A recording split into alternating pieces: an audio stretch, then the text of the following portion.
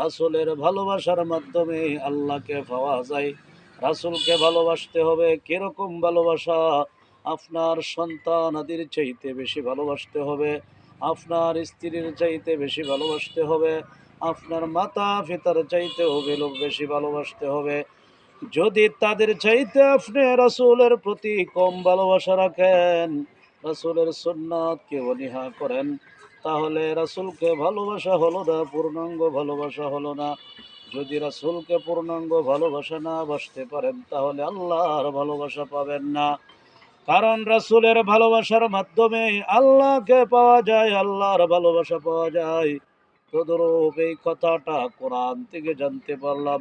ভালোবাসা দিলে মানুষকে ভালোবাসার মাধ্যমে অনেক কিছু পাওয়া যায়, কিন্তু ভালোবাসা না দিলে যদি কেউ চাই জোরে রাগ করে, অহংকার করে, হিংসা করে মানুষের কাছ থেকে কিছু আদায় করবে, তা কখনো সম্ভব না।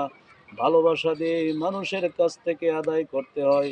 তদ্রুপ ভাই ফেসবুকও এই কথাটাই বলতেছে যে ফেসবুক থেকে যদি তুমি কোনো কিছু আশা করো, তাহলে মানুষকে ভালোবাসতে হবে, মানুষের পাশে ভালোবাসা দিয়ে দাঁড়াতে হবে। যদি ভালোবাসা না দিতে পারো, তাহলে ফেসবুক তোমাকে সাপোর্ট করবে না। ফেসবুকের মাধ্যমে ভালোবাসা ছড়িয়ে দিতে হবে দ্বীনের স্বার্থে, ইসলামের স্বার্থে। যদি ইসলামের স্বার্থে আপনি ভালোবাসা ছড়িয়ে দেন, তাহলে সর্ব জায়গায় আপনি ভালোবাসা পেয়ে যাইবেন। আল্লাহর পক্ষ থেকেও ভালোবাসা পাইবেন, মানুষের পক্ষ থেকেও ভালোবাসা পাইবেন। কাল কিয়ামতের দিন রাসূল আপনাকে সুপারিশ করবে, সুপারিশের মাধ্যমে আপনি জান্নাতে প্রবেশ করবেন। যেরকম জান্নাতুল ফিরদাউসের আশা করি আমরা, যদি রাসূল আমাদেরকে সুপারিশ করেন, তাহলে আমরা সেই জান্নাতুল ফিরদাউসের অধিকারী হয়ে যাব। তাহলে সেই জান্নাতুল ফিরদাউসে আমরা পৌঁছতে পারব।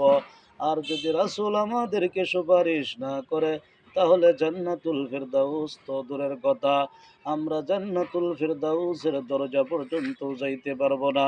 এজন্য আমাদের দরকার মানুষকে ভালোবাসা, বেশি বেশি মহাব্বত করা, মানুষকে ভালোবেসে দিনের দাওয়াত পৌঁছে দেওয়া, কথা বলা মাধুর্য ভাষায়, কথা বলা মাধুর্য ভাষায়, এবং তাদের সাথে ওঠা বসার সময় আল্লাহর নাম নিয়ে বসা।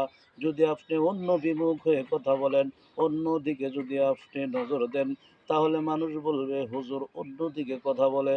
কিন্তু কোরআন হাদিস থেকে যদি বোঝান, মানুষকে সুন্দরভাবে বুঝাইলে মানুষ বুঝে দিবে।